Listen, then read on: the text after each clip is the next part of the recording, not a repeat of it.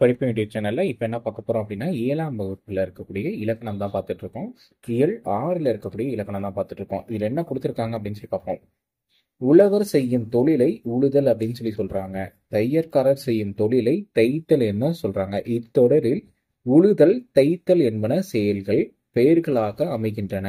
இவ்வாறு ஒரு செயலில் அல்லது வினையை பெயராக அமைவது தொழிற்பெயர் எனப்படும். தொழிற்பெயர் எண், இடம், காலம், பால் ஆகியவற்றை காட்டாது. படர்க்கை இடத்தில் மட்டுமே வரும் அப்படின்னு சொல்லியிருக்காங்க. அப்ப எண், இடம், காலம், பால் ஆகியவற்றை காட்டாது.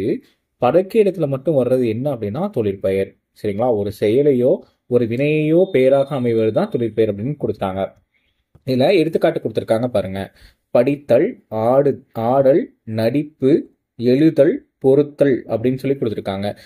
இந்த தொழிற்பெயரை விகுதி பெற்ற தொழிற்பெயர், முதல்நிலை தொழிற்பெயர், முதல்நிலை திரிந்த தொழிற்பெயர் என வகைப்படுத்தப்படுது. சரிங்களா? விகுதி பெற்ற தொழிற்பெயர் அப்படின்னா என்ன அப்படின்னா நடத்தல், உண்ணல், வாழ்வு, வாழ்க்கை ஆகிய பெயர்களை கவனிங்கள். இவற்றில் நட, உண், வாழ் ஆகியவை வினை பகுதிகள். அதாவது நட, உண், வாழ் அப்படிங்கிறது எல்லாமே வினை பகுதிகள். இதுல தள், அல், ஊ, கை ஆகிய விகுதிகளோடு சேர்ந்து தொழிற்பெயராக அமைகின்றன.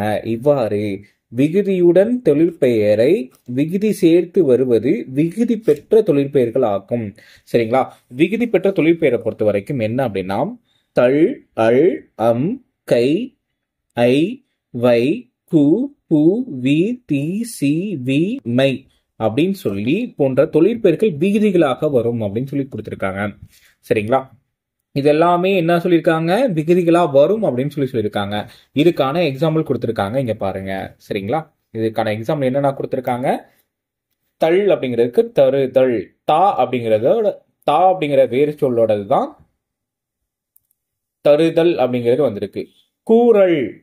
கூறல், அல், ஆட்டம், அம், விலை, ஐ, வருகை, கை, பார்வை, வை, போக்கு, கு, நட்பு, பு, மறைவு, உ, மறதி, தி, உணர்ச்சி, சி, கல்வி, வி, செய்யாமை, மை.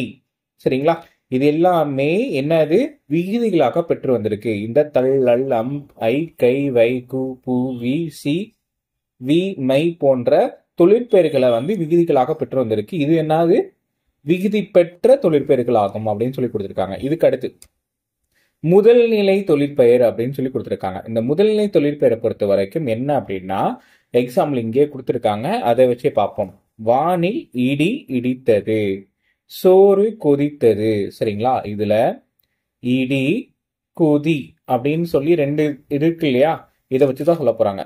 இடி, கொதி என்னும் சொற்களை இடித்தல், கொதித்தல் என்னும் சொற்களின் பகுதிகளாகும். சரிங்களா? இதுக்கு அர்த்தம் ஏவல் ஒருமை வினையாக அமையும் வினைச்சொற்களின் பகுதி முதல்நிலை என்பர். இதெல்லாமே ஏவல் தானே. இடி அப்படிங்கிறது ஒரு ஏவல், கொதி அப்படிங்கிறதும் ஒரு ஏவல். ஏவல் ஒருமை வினையாக அமையும் வினைச்சொற்களில் பகுதி முதல்நிலை என்பர்.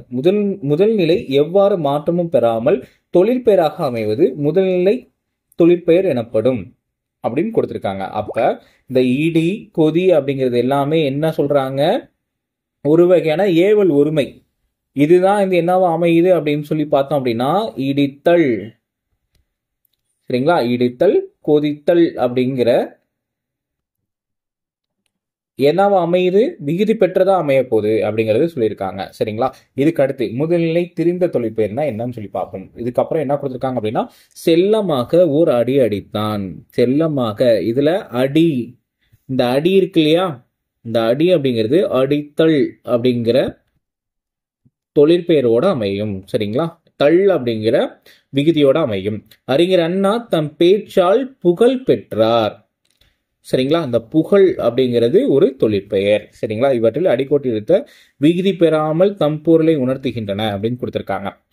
இதுக்கு அடுத்து முதல்நிலை திரிந்த தொழிற்பெயர்னா என்ன அப்படின்னா முதல்நிலை திரிந்த தொழிற்பெயர் அப்படின்னா தமிழ் படிக்கும் பேறு பெற்றேன், உணவின் சூடு குறையவில்லை.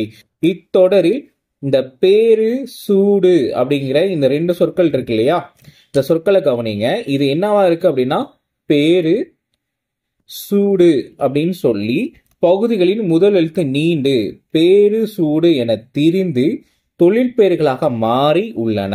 இவ்வாறு முதல்நிலை திரிவதால் உருவாக்கும் தொழிற்பெயர் முதல்நிலை திரிந்த தொழிற்பெயர் எனப்படும் அப்படின்னு சொல்லி கொடுத்துருக்காங்க. அப்ப இது என்னவா இருந்துச்சு அப்படின்னா பெரு அப்படிங்கிறது பேரு அப்படின்னு சொல்லி திரிஞ்சிருச்சான். சரிங்களா? அதாவது இந்த குறில் பேங்கிறது நெடில் பேவா மாறி இருக்கு. இந்த சூ அப்படிங்கிறது நெல் சூவா மாறி இருக்கு. சரிங்களா? இப்படிதான் வந்து இது மாறி இருக்கு அப்படின்னு கொடுத்துருக்காங்க. விடு அப்படிங்கிறது வீடாவும், மின் அப்படிங்கிறது மீனாவும், கொள் அப்படிங்கிறது கொள் அப்படின்னும், உடன்படு அப்படிங்கிறது உடன்பாடு அப்படின்னும் மாறி இருக்கு. இதைத்தான் என்ன சொல்லியிருக்காங்க? முதல்நிலை திரிந்த தொழிற்பெயர். இதுல எந்த எழுத்து வந்து தெரிஞ்சிருக்கு அப்படிங்கிறத நம்ம பார்க்கணும். சரிங்களா?